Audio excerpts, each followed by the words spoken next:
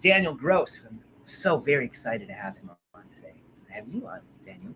He's married, father of four, honest fatherhood coach. Brother, welcome to the space. Yeah, man. Excited to be here. Yeah.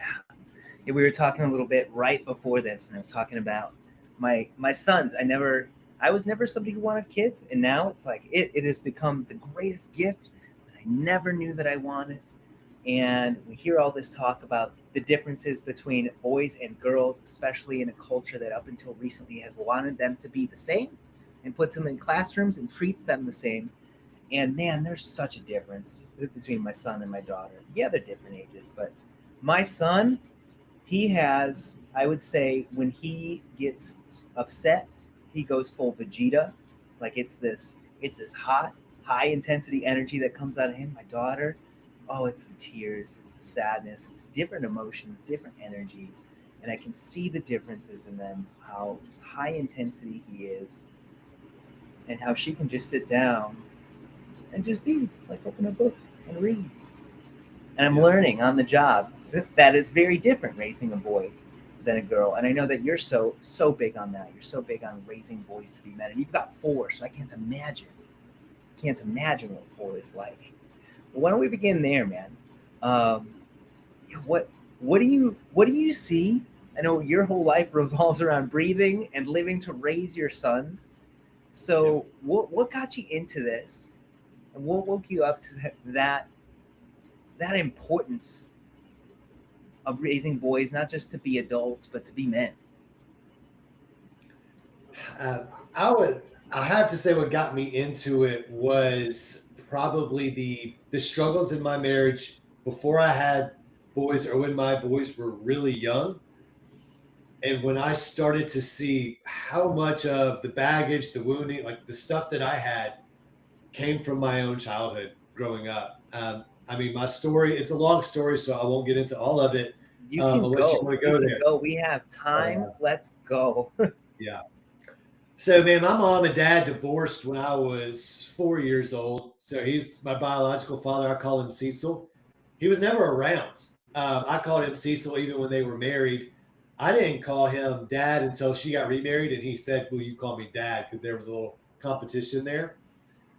Um, but yeah, they got divorced. My mom remarried when I was 5 years old to my stepdad, who I actually called dad.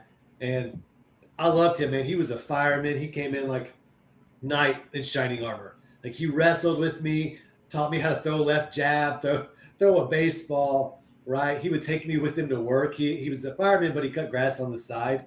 I would just like ride around in the truck and try to like hold his blower. It was like shaking my whole body, but like just to be included in everything he did. Like I loved him with reckless abandon, and it was great. Um, but when I was 10 years old, two things happened to me when I was 10. One, my biological father, Cecil, I got to tell you, I did not know he was an addict. I did not know he was a narcissist or that he was unfaithful to my mom. My mom never spoke ill of him ever. She didn't want to do that to me. So I still thought he was this awesome guy. And I went and visited him every other weekend and, holidays sometimes, and loved him. And it was spring break of fourth grade. My stepdad calls me in and says, "Son, sit down. I need to tell you something." He was somber in a way I'd never heard him be before. And he said, "Look, your father has shot his girlfriend and he's on the run from the police. We don't know where he is. And we think he might try to come around and see you or come get you. We need you to come inside the house and stay in." And, he didn't know what kind of effect that was going to have on me. But when I heard it, it was the closest thing I've ever had, I think, to like an out of body experience. There's just a panic attack. Like my body, like I started feeling it was hard to breathe. I felt like I was sinking in my chair. My brain just couldn't accept it. It felt like something from a movie. Like, how could Cecil, this man I love, have shot this girl, Jamie? I knew her, I knew her kids, and it was just nuts. And like, now he's on the run from the police and might come get me. Um, so like I stood up. I was gonna try to go to my bedroom and cry. I made it about 5 steps, just fell on the floor, and my stepdad picked me up. Well, I just cried out why, like over and over again, just crying why. And he held me there. And so I lost my biological father in that moment. He ended up going to prison for first degree murder and died there just about 6 years ago, 6, 7 years ago. In his last year of his 25-year life sentence, he died of cancer in prison. Then my father, he had been an addict, was recently sober when he married my mom back when I was 5. He got hurt on a job and was prescribed some prescription painkillers. And that sent him right back. He relapsed into drug addiction. Over the course of that year, from age 10 to 11, I lost 2 fathers, one in a moment and one over the slow regression into drug use. And so the man who had been my hero now basically became my worst nightmare, somebody I was afraid of at all times. I mean, dads back in the 80s and 90s were already a different breed. I mean, discipline was different. They weren't quite as enlightened, right? They were a little harder, rough around the edges. He was a fireman. He was kind of hard anyway.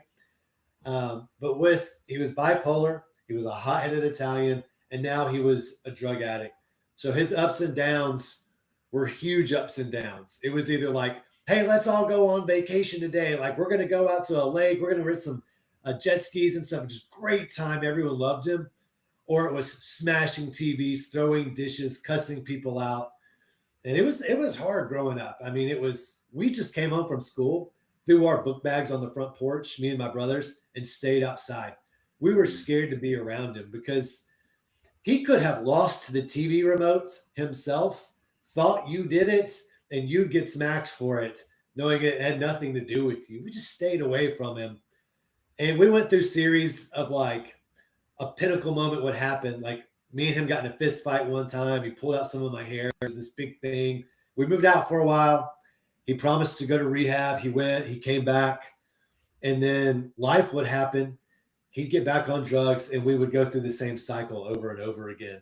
So my whole childhood was this chaotic thing where we left, we came back. I mean, there were some hard moments. I remember wrestling a gun out of his hand one day because he had written a suicide note, was going to commit suicide. And I go outside and there's like 10 police cars around my house because my mom knew it, but I was the only one home with him. And like I saw these police like train their guns on him in front of the driveway. And I thought, like, I'm about to watch my dad get shot in front of me. And in that moment, he literally said, just shoot me. I'm killing myself anyway. And he looked up and saw me.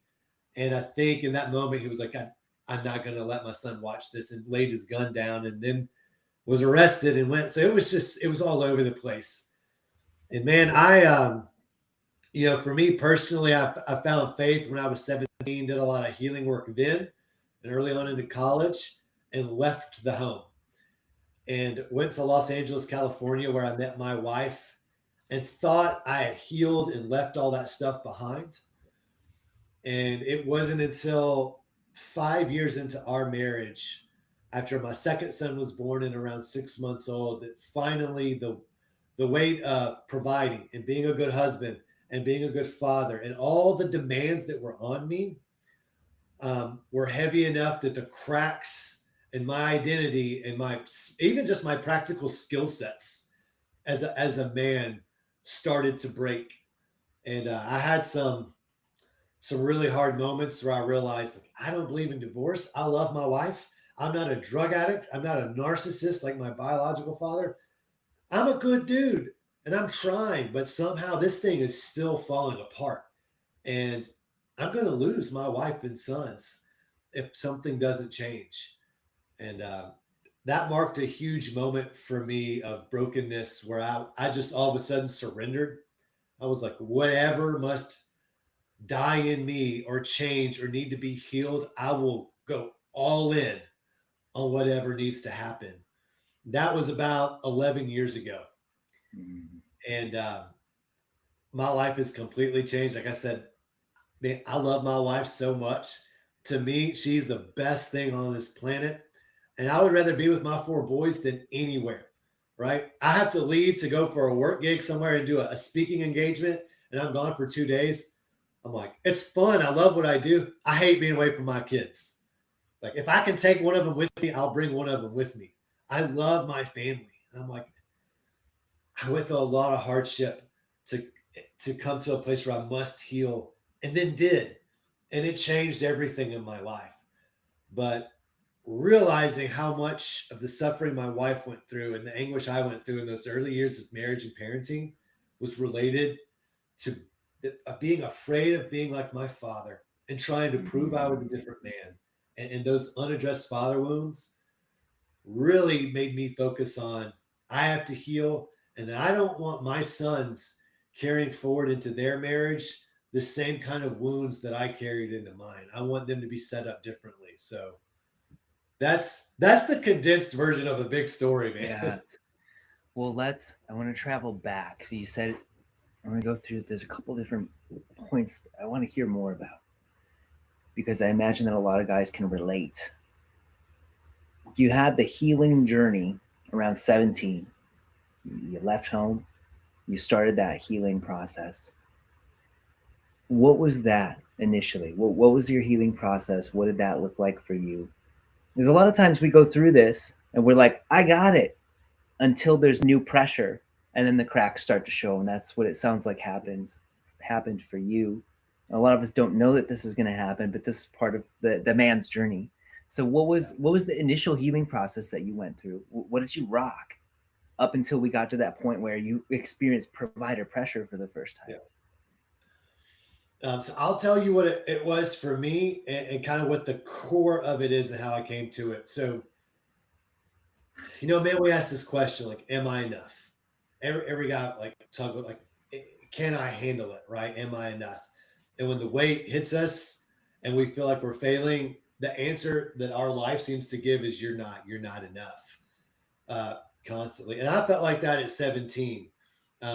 Even though I should have been cared for in a family, I felt like I was trying to maintain peace in my home and keep things from falling apart. And that's no 17-year-old should be carrying that level of weight. And I've been carrying it since I was like 12. So the feeling of I'm not enough was there. That my dad, when you're 13, 17, whatever, you internalize what your dad does. Not, oh, my dad has issues. He can't cope with the stress of his life, so he's turning to drugs. You think it has to do with you. So there's something fundamentally unlovable about me. That's why I'm not worth you going to rehab for. Like, you didn't do the work because obviously I wasn't worth it. You asked that question, why was I not worth it? The struggle. And Rob, I carried that question even when I was 32 and knew better. It still sat there somewhere. So I carried that question around as a 17-year-old. Like, why have my dads abandoned me? Like, both of them. Mm. And, my dad had been out of rehab several times. In my room, there was a book called The Search for Significance. I randomly opened it up. It was a book he got from one of his rehab stints. And I started reading it. It was it was like a Christian faith-based AA sort of thing. But for me, it was this idea that, like, I was created by God and I have intrinsic worth based on that. Like, I am worth love no matter what anybody else says. I have that just within myself intrinsically. It's not based on performance. It's not based on my father. It's not based on anything else. And to me, stepping into an identity that said, like, I have worth in and of myself was really important. So I need to draw like two questions because there's like two parts of this healing journey. When men say, "Am I enough?" I always say, like, what are you asking? Like, for what? Are you enough for what? Because it's, are you worth being loved? And do you have what it takes? Are you enough to handle the stress of your life? I'm like, if the question is, are you enough to be loved? The answer is yes. You are worth love just in who you are. If the question is, do I have what it takes to handle the stress of my life? I'm like, I don't know that. That depends on the skills you have and the demands of your life, to whether you can budget, earn money, if you can emotionally regulate, if you have good conflict skills when it comes to arguing with your wife. Those are learned skill sets. So do you have what it takes? I'm like, if you've learned the necessary skills. So, and men get in trouble when they tie the two together. If I don't have what it takes, I'm not worth being loved. That's where we get super rocked.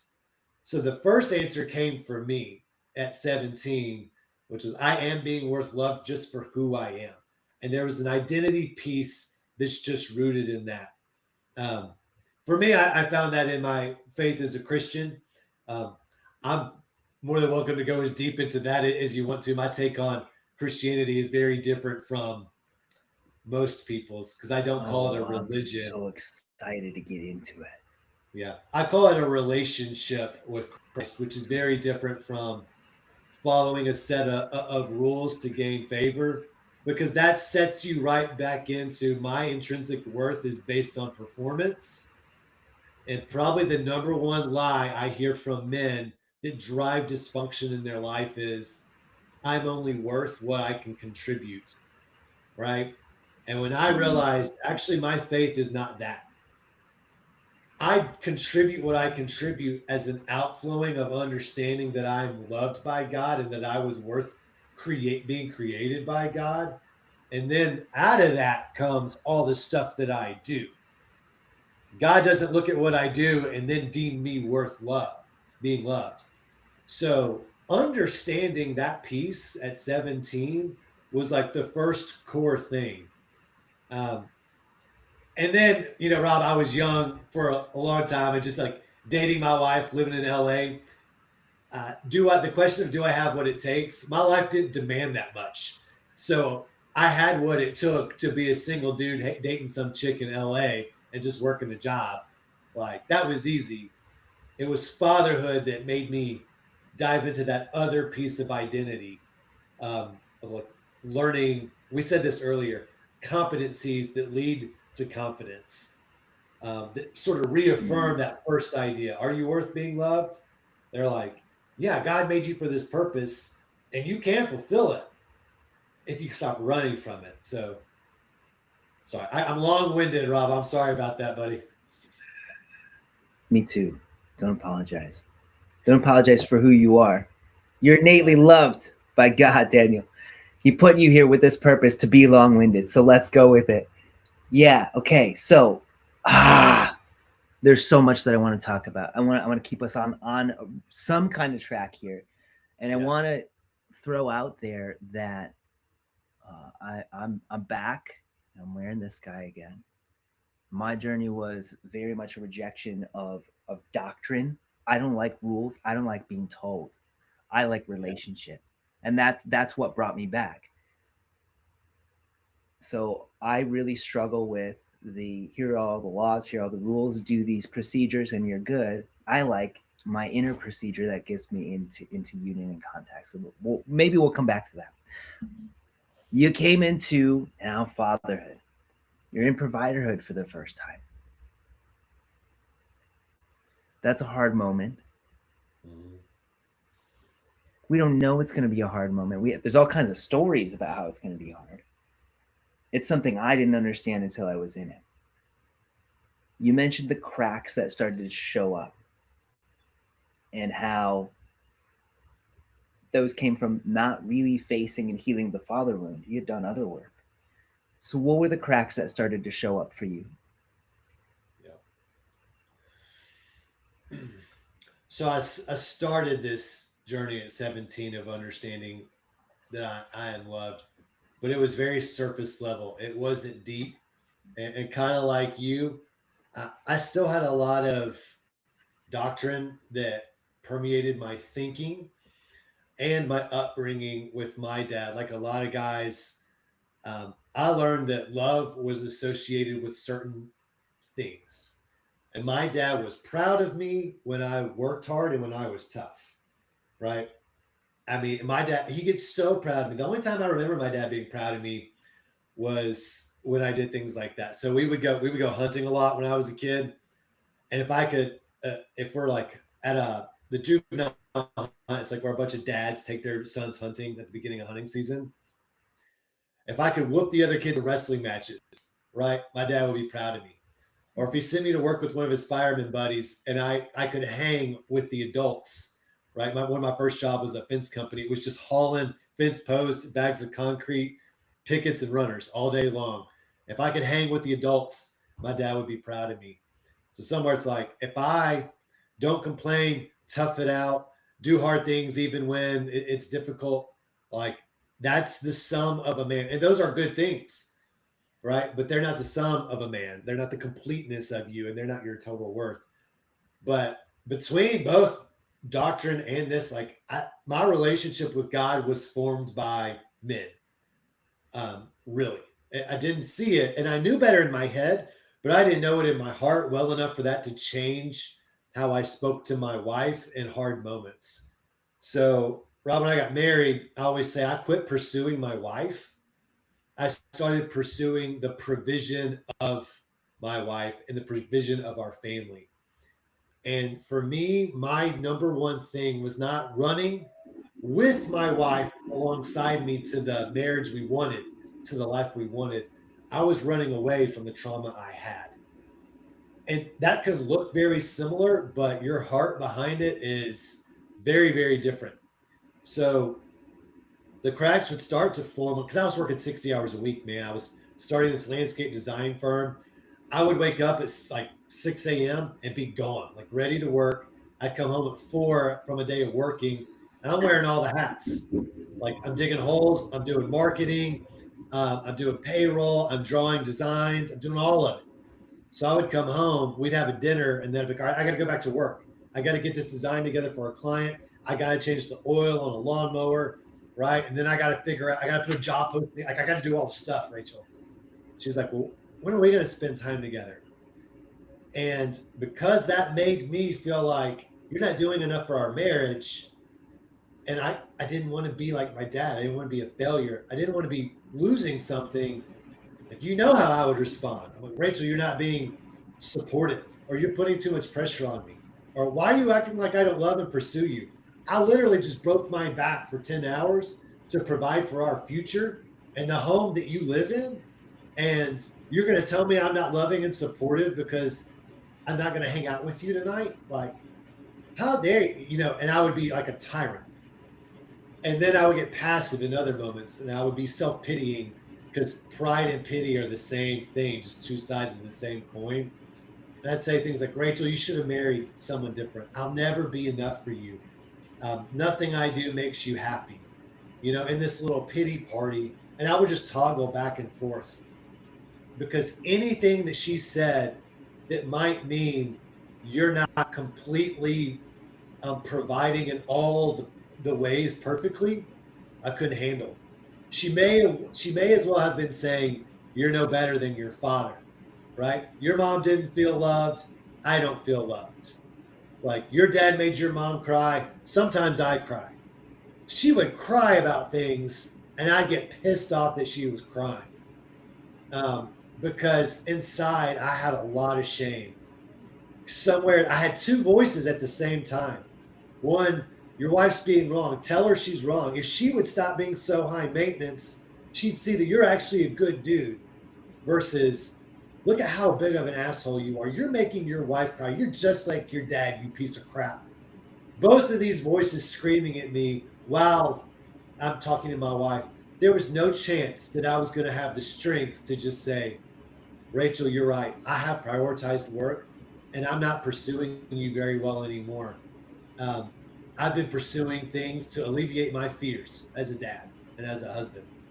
And like, I've been wrong with that. And ask for some forgiveness and make some changes.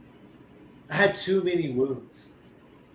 Because, man, your wounds get attacked, you forget that that's your wife you love. All you see is that's the person attacking me. And it's like, no, she's the person revealing the unhealed parts of you. She's not the person that put the wound there.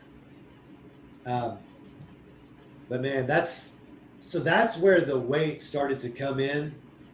It was, like I said, at the beginning of marriage, we still had enough lazy Sunday afternoons to like kind of keep things going.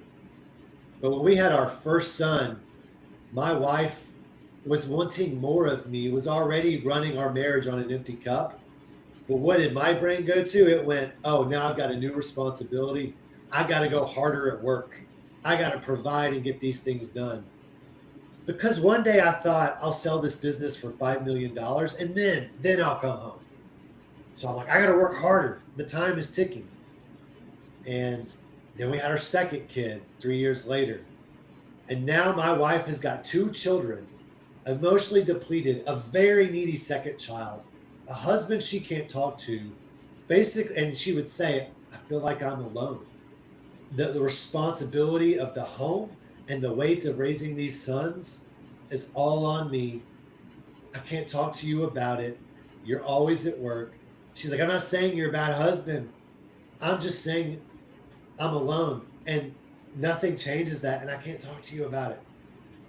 And then I still kept pursuing work even harder. So now my wife and kids who needed me even more were getting me less and less. And the more I felt like a failure at home, the more the fact that I was actually getting a lot of respect at work made me feel like I need to be here because this is the one place I can point to that I'm not completely screwing it up. And sometimes with my sons, I would say, well, I'm not screwing it up totally as a father yet. And I would pull away from my wife. And dude, so many marriages and guys I work with today, that's the dynamic that they've gotten into. And it's that's where I got.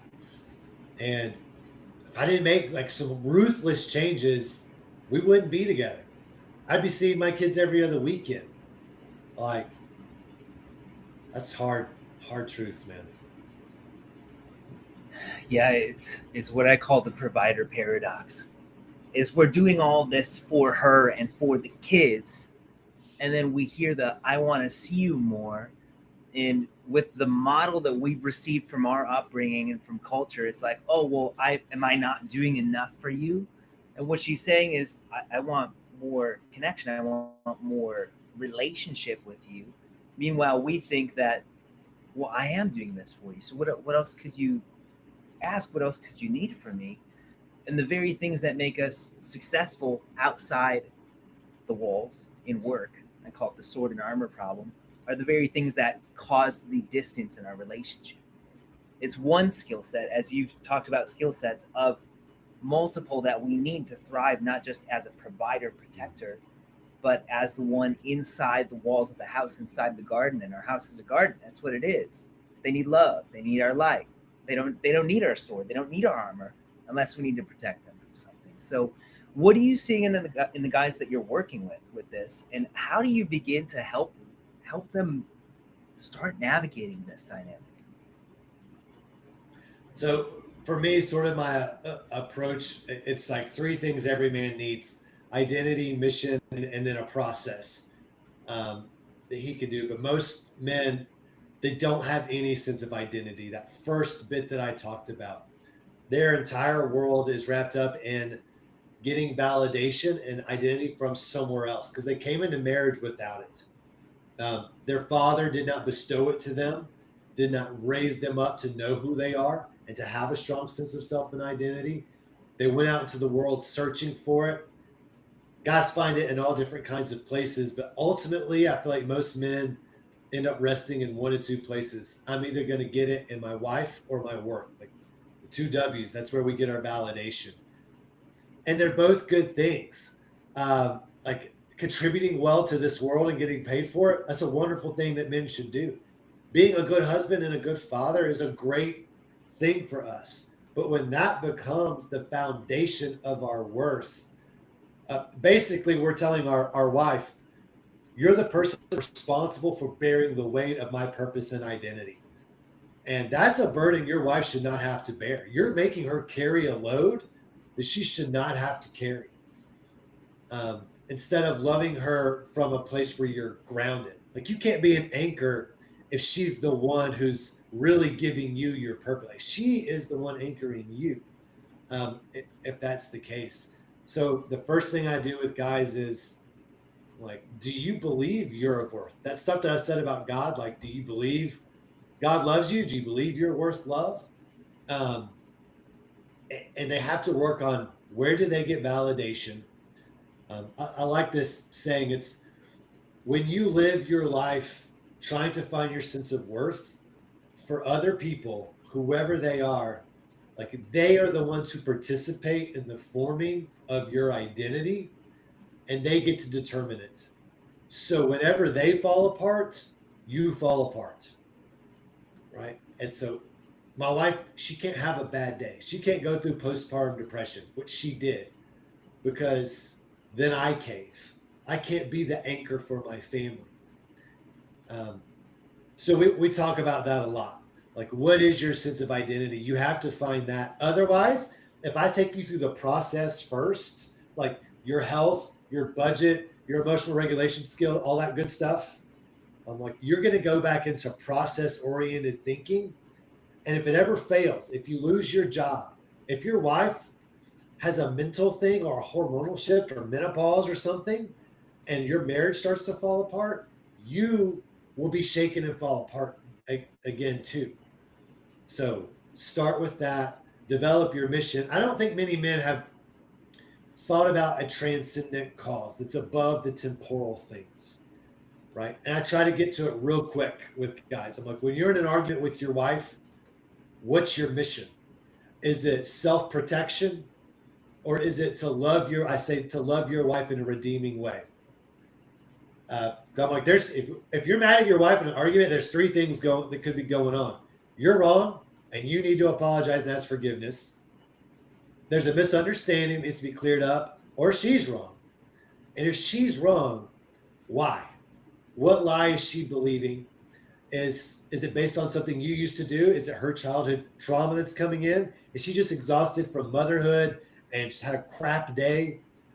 What is it that your wife is handling that's causing her to be that way, that you have the ability to free her from if you will stand strong and love her and not go into self-defense? What's your mission right now in the hard moment with your wife? To be right and self-defend, or to love her in a redeeming way, right? And we have missions everywhere, at work, as a dad, as a husband. So I ask guys, you got to clarify that, because that's going to change how you respond. Um, and then, like I said, there's a lot of process stuff of like, all right, so how do you respond differently to your wife? Like, that's a lot of stuff, from breath work to saying I feel statements to a lot of the nitty gritty of like real practical things. Identity. But man, sorry, that's a long way back to most men are missing identity. Yeah. What are some of the patterns? So that's the work that we can do. But what are some of the patterns that you see before a guy starts getting into this within the marriage, within the house? The number one pattern is that he tries to fix his marriage through doing more stuff and not becoming a different person. Um, a lot of guys will come to me in coaching, and something has happened. There could be drinking, it could be porn, like that comes up a lot, and or not doing enough dishes, right? Simple, like the shared responsibility. Not doing them the right way. Yeah, all that stuff, like just the shared workload of the home. The wife is carrying the mental load. The husband helps. Like, he sees his role as like, oh, this is her domain. She's sort of like the queen here, but I help. I do all the stuff. And she doesn't trust him at that point. If he's looking at porn, she doesn't trust him. If he's drinking and hiding it, if he's spending too much time on social media or not carrying his weight in the chore department, unless she's nagging, it erodes trust. Over years, the trust gets decimated, and bitterness and just like defeatedness set in hardcore. But he keeps trying to do these things. And so I'll get guys who are like, I haven't looked at porn in 2 years. And I look at my phone at 11 o'clock, and she's all like, what are you looking at? And she's like accusing me of looking at porn. Like, nothing's ever enough for her. She'll never trust me again. I'm like, okay, one, you're trying to define your marriage by the stuff you don't do, and that'll never do it. It's like the bar of, I'll divorce you if you do this, right? Or I'll leave you, and you're staying right here. Like, I'm not doing those behaviors. I'm right here. That's not a thriving marriage. That's a survival state. And as long as you're doing just enough to try to appease her and keep her from going off the rails, that means you've kept your marriage in survival state. You're treading water. You are not swimming and making any progress. But mostly I tell guys, it's not that you stopped looking at porn. If she knows you're still stressed out, you have low self-esteem, that you argue all the time, she knows you're still the man capable of doing it at any moment. And you might just be one fight and bad day at work away from looking at something that you shouldn't be looking at and falling right back into it. She knows this. If she can't trust you to be honest about like bills, or to step in a parenting situation like you could, that trust is not compartmentalized for her. She sees you looking at your phone at 11, she's going to want to know, what are you looking at, because of other areas that you have proven untrustworthy. So I'm like, you have not become a different kind of man. You have just modified behaviors.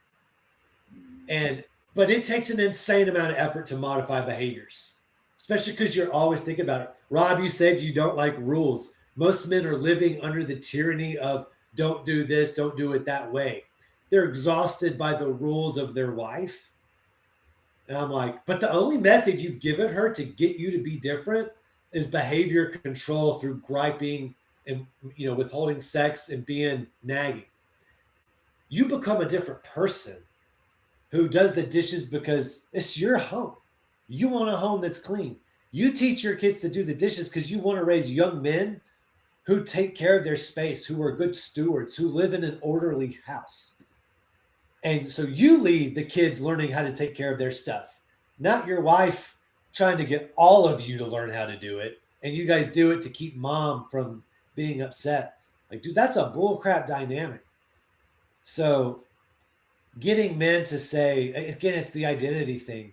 The way I love my wife, the way we run our home, the way I raise my kids, that's what I want. It's from me. It's not behaviors that my wife has asked me to submit to. And now I'm some wife pleasing, the word is simp now.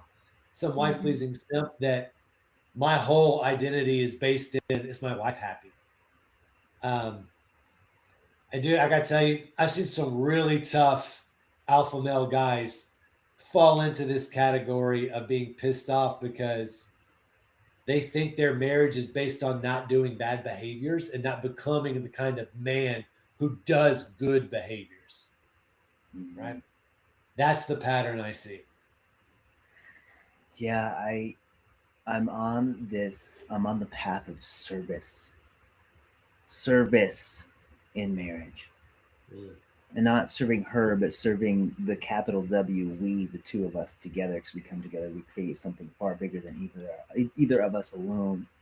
Yeah. And on the outside, service and simp might look really similar, but I think the difference underneath is the reverence and that we're in this together, and it's you and me versus the problem, versus anxiety, fear of I'm not good enough, fear of, oh, well, she's going to nag me about this, fear of I'm going to lose her. And it's so easy to fall into that trap, especially when that's what we've seen. And we grew up in the feminized happy wife, happy life era. And so it seems like it's just the play that we should run. Yeah, it's a tough thing to have come up in. We always overreact as a culture. It's always like completely give up of yourself and just please your wife, happy life. Or it's the opposite, alpha male, like I got to do this, my way or the highway. It's like, why do we never become what I call whole men and become integrated and realize I can do the dishes not because I'm laying over for my wife, but because like this is my home and I want to do this as an act of love for my wife. But the difference is clear. You said it. It's a we. So that means my wife also builds it with me and has to rub up against things that I think are different than what she does. And I have to be able to stand up for what I think are my ground, but I stand up in a way that considers her, that doesn't get angry, where it's like we're actually discussing what is best for the we when we disagree on the process. That's where me and my wife talk about this a lot. We have a shared vision and shared values, but we do not always agree on the process or what it looks like to uphold those values in our day-to-day life. Um, because we're two different human beings. So we have to sit down and have conversations. My wife lovingly calls them discussionments because I feel like they're an argument, and she's like, it's just a discussion. I'm like, it's a discussion where we disagree and both think we're right. But man, having humility and backbone at the same time, it's like that's the thing that I feel like culture always misses. It's like humility equals no backbone, and having backbone equals tyranny. I'm like, no, you can hold both in the same hand. That's the only way to provide mental and emotional safety for your wife. It's bringing the edge of the hard to kill and the easy to love together. Is bringing our masculine strength and just the depth of in crazy love that we have in here. I truly believe with my son that men are far more emotional than women. We have a lot more feelings, but we're trained to just cover them up, bury them, and then we have all these problems because of them. And so, yeah, holding them in one hand, you're bringing up something, the discussionments, so important. We don't know how to negotiate. We don't know how to have uncomfortable conversations. And for us, for a lot of guys, feelings in themselves are uncomfortable. So we want to stop them. You're talking about how earlier you had the two voices, and one of them was like, well, she shouldn't feel this way. You need to stop her from feeling this way. Not your exact words, but that's what's coming through for me. How do we have these conversations? How do we actually have meaningful discussionments together? How do we navigate conflict? And it's not like yelling conflict, but we have two opposing opinions on something. How do we navigate this? Yeah, you actually said it earlier. I don't remember exactly what you said, but it was again, it's the we. Like I'm not fighting on behalf of myself. I'm not necessarily just fighting on behalf of my wife. I'm fighting on behalf of us and our home. And and what that means, that's something that me and my wife have talked like we're building it together. We have an understanding of the feeling that we want our home to have of our family culture. So that's always what I'm fighting for. And I'm always the perspective I have is I'm never fighting against my wife. I am fighting against misunderstandings, trauma. I'm fighting against her hurt from the wounds that I caused 10 years ago that are creeping their head back in. Um, I'm gonna try to tell you this really quick story. It'll take a minute, but it's a good example of a discussion that. So I'm doing a lot of fun stuff with my sons. Love raising my sons. Really big right now into rite of passage stuff for my 13-year-old, and I'm wanting to host these rite of passage weekends coming up forward in the future for fathers and sons. So me and a buddy who I'm doing it with got an opportunity to go to a place in Colorado where there's like whitewater rafting, rappelling. It's an ex-Navy SEAL guy who runs this kind of like experience for fathers and sons. There's one for fathers and daughters too. Super cool. All in, it's like it's $2,000, but it's going to end up being like $3,000 all in. And he said he'd give us a scholarship. Now I don't know if that means $100 or $1,000. I don't know how much it means, but I'm sold on this thing. I'm like, whatever I have to do, I'm going to make this thing happen. And so I come to my wife and I'm telling her who this guy is, what this camp is, that we're going to get scholarship. I'm like, I really want to take Jameson to this. I'm like, she could tell I've already made the decision to go, right? Without talking to her, even though I'm acting like I'm bringing it up. She was like, oh, that's cool. That sounds like a really fun opportunity. She did not sound happy. She sounded hurt. And I was like, all right, babe, what's going on?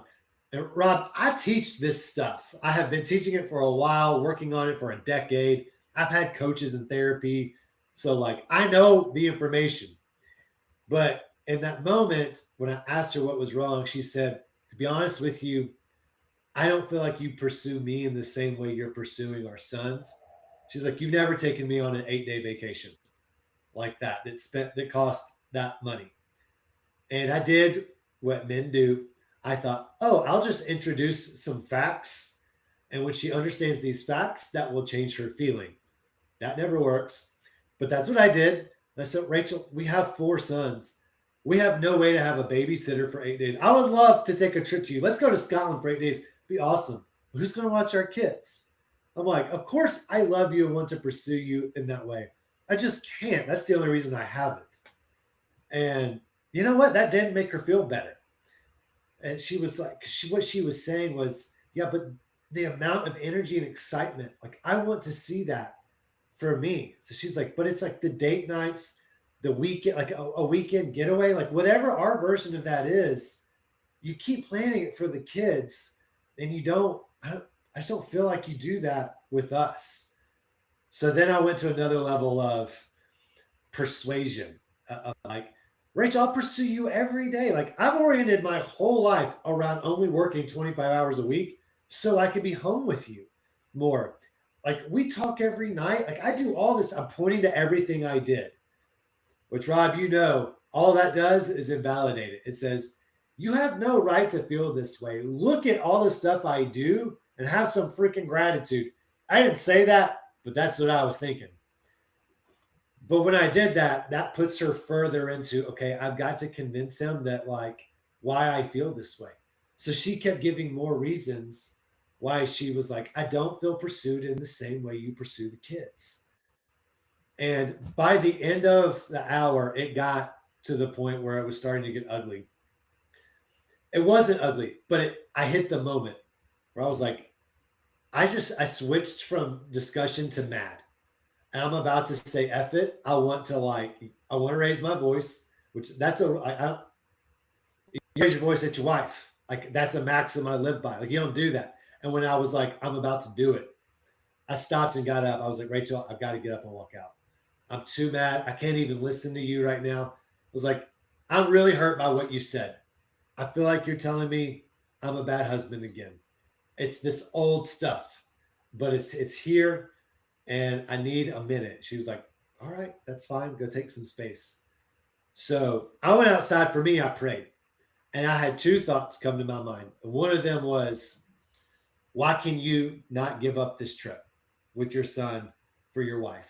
If your marriage is first and fatherhood is second, why are you still holding on to this thing?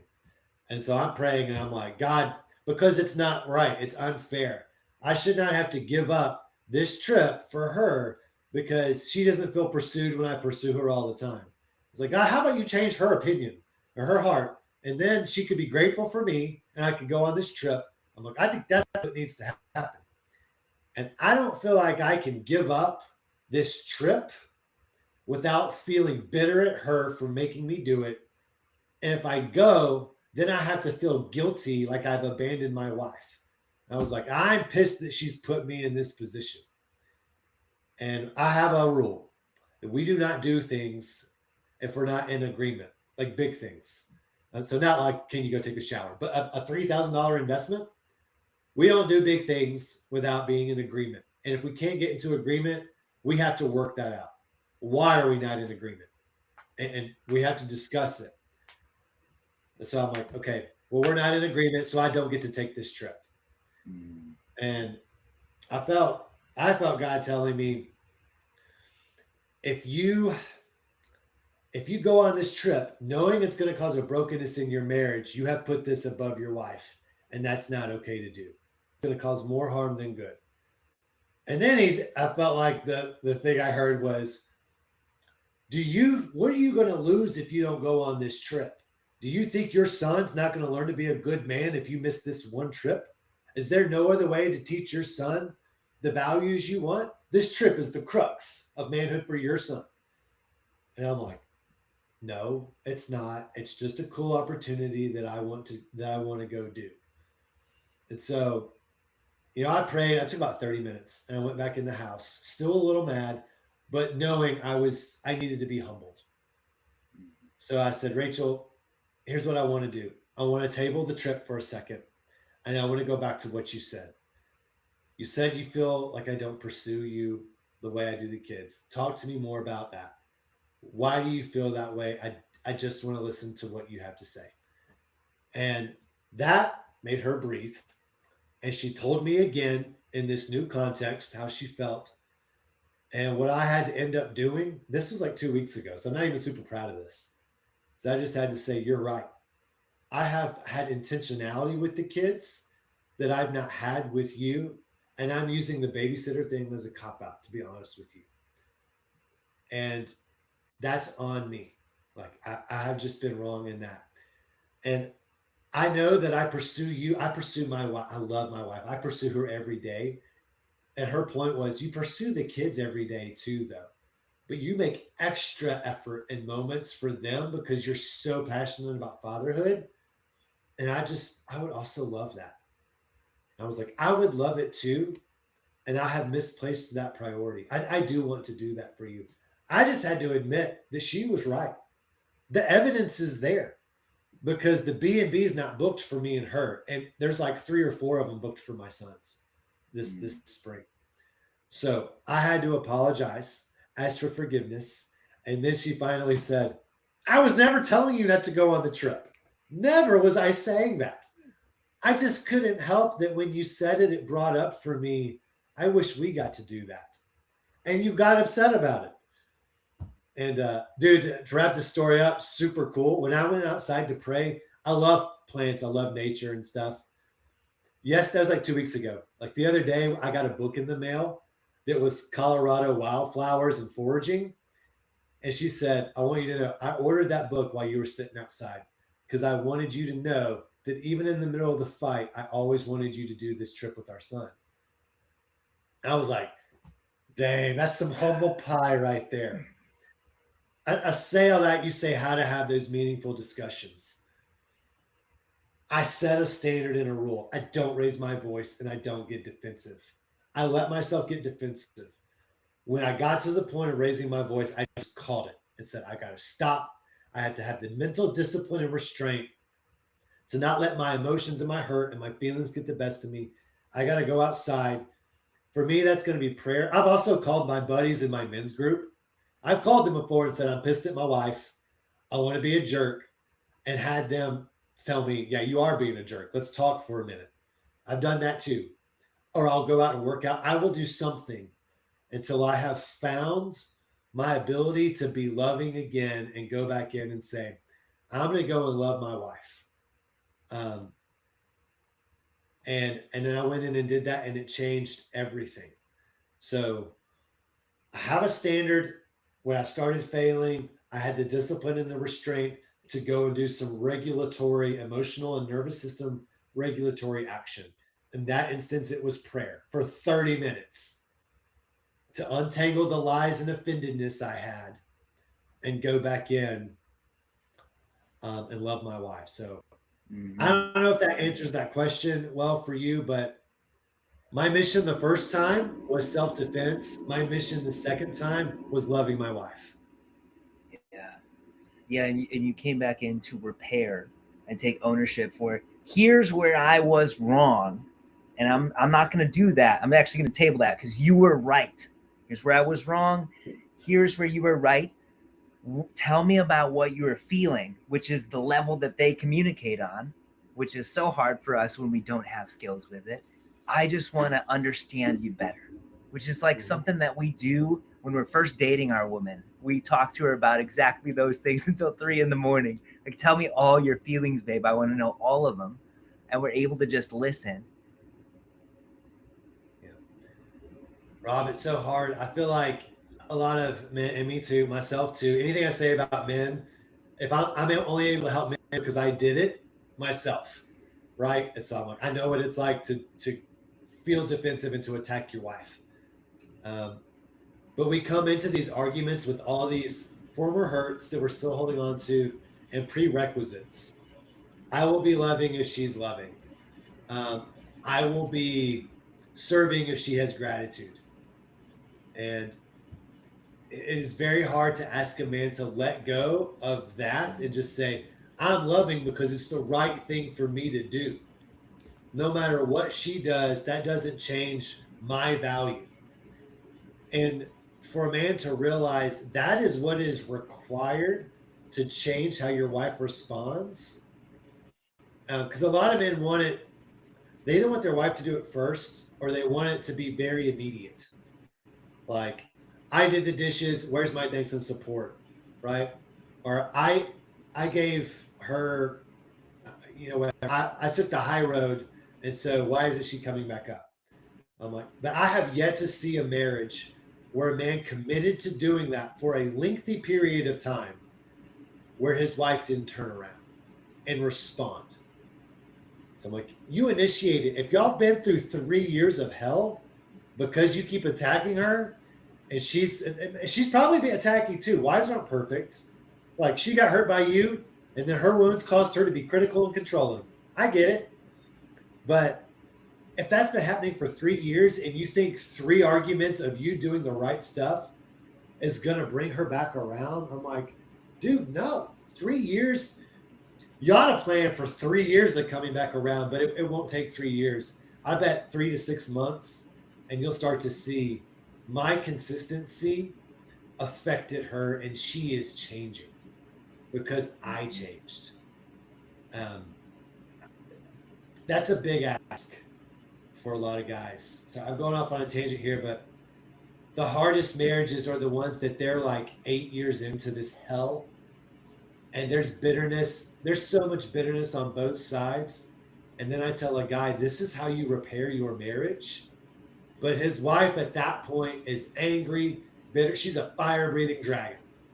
And I'm sending a guy in with his first baby steps into being selfless and using I feel statements and not bringing up past issues and not using accusatory statements and being regulated. His first attempts at it. It's like sending the little squire out to face the big dragon. And it's really hard for a guy to do. So I'm like, the level of pain your wife has to slay that dragon requires a seasoned knight. And to be honest, Rob, that's where like couples therapy and the wife having someone in her corner telling her how to love is a really important part of the equation, so that they slowly start to shift the trajectory. They're both healing, right? Yeah, yeah.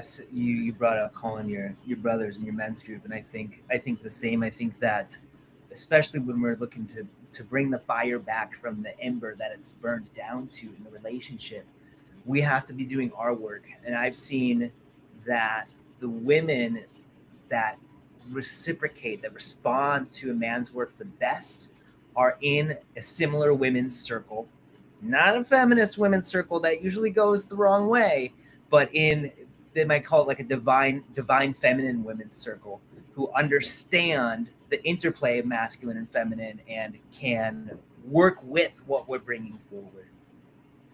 Therapy is good too. We have to be doing our work together, and that's the thing. Yeah. Oh man, we're at an hour now. Are we at an hour? We're at an hour. We blasted through this. Wow. Well, I want to bring you back, and I want to get into raising men in the future. But right now, I think this is a great place for us to pause, especially when it comes to marriage, leadership in marriage. Yeah, I love talking about raising boys. The marriage piece is such an integral part of it. It seems like that always comes first. Because the father I am today and being able to raise my sons, that man was formed through the fires of marriage. And then that changed my fatherhood. So I often the conversations about fatherhood start with marriage, and it ends up taking an hour to wade through those waters before we get to how do you raise a boy to be a young man. So let's definitely talk about that again one day. Yeah, it all starts with that capital W, we, before we can be of service to the all. Yeah. And we have to put in that work so that we can raise men. And we weren't given the initiations for how to do it, how to be a man to begin with, but then also a leader within the home, husband and father. And they're all tied together. It's scaffolding built on the foundation of being right within ourselves. Right. Anything that you want to leave the men with, and the women with, anybody that you want to leave the listeners with before we wrap up? Anything that we didn't hit, anything that I should have asked, or anything that's just on your mind right now? If I had one thing, I would tell people this. Like, looking at my life, My dad went to prison for murder. My stepdad was an addict. He and my mom eventually got divorced. And then, you know, my marriage almost broke because of my workaholism and father wounds and me being defensive and lacking maturity. We almost broke again during postpartum depression that my wife had after my third child. We didn't talk about that today. That was one of my darkest moments. She changed as a person. There was a huge hormonal shift. And I mean, I was looking at houses for rent down the street to try to figure out.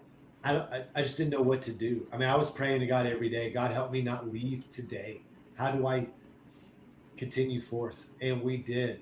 We've had every bit of brokenness and hard situations, and almost didn't make it in our marriage. And I love my wife today. Like, I love my family so much, and being with my boys. So the message, and I didn't have a ton of money to pay for counseling and stuff. Like I said, like, I called friends, I read books, and did some other stuff to start the work on myself. But I was desperate. I was like, I'll do anything. I'll be ruthless about the changes that need to happen. So I think that's what I would tell people. If your marriage is struggling and you're in that place, like, let go of everything in your life and just be ruthless. Like, you have to change careers. Do you have to move? Do you have to? I don't know what it's going to take, but healing can happen no matter how dark of a place you've gotten into. Like, there is redemption, but it takes humility and then work, on both sides. But like, I just know that there's hope, because I've lived it and I've seen it in men that I work with. Like, hope is there for those who are willing to go through some of the excruciating process it takes to come out and through the marriage and the hardship of the marriage, and not give up and run away from it. That's it, man. Thanks, Daniel. Where can we find you? I know you got something coming up for guys to get involved in as well. Where can we find you and get involved with you? Cool. So I have YouTube. I just started YouTube, but Instagram is my main page. Instagram is honest_fatherhood. YouTube is honest fatherhood. And then, Rob, it's funny. I didn't know my social media page was going to take off like it did. So my Facebook page is just my name, Daniel Grose. But all my content also goes there. So those are my 3 social media platforms. There's usually links in my bio to stuff that I'm doing, but the next big thing I'm excited about is a men's cohort. It's going to be a very small, limited cohort, so we can really do some deep work with guys. It's called Brought to Bear, and it's on manhood and marriage and how to lead your family. It's all the stuff we talked about today, but 10 weeks with hours of content and homework assignments and group calls. Really cool program. I'm running it with my buddy Noel, he's ex-SWAT team guy. It just really also has a heart for building men. So that's coming on April 22nd. And if guys hear this, if this does end up going after the 22nd or it's filled up, we're going to have a wait list. It'll be linked up in my bio on Instagram, because we're going to keep running these programs. I usually do one a month, so there's always a new one coming up. But pretty excited about that. Brought to Bear, honest fatherhood, honest_fatherhood, Daniel Grose Yeah. on Facebook. Awesome. All that stuff is in the show notes, guys. So just drop down there to check that out. And that's it. Thanks for being here, Daniel. Yeah. Rob, thanks for having me. Loved it. Yeah. Everybody that's listening, thank you for being here. Have an amazing day.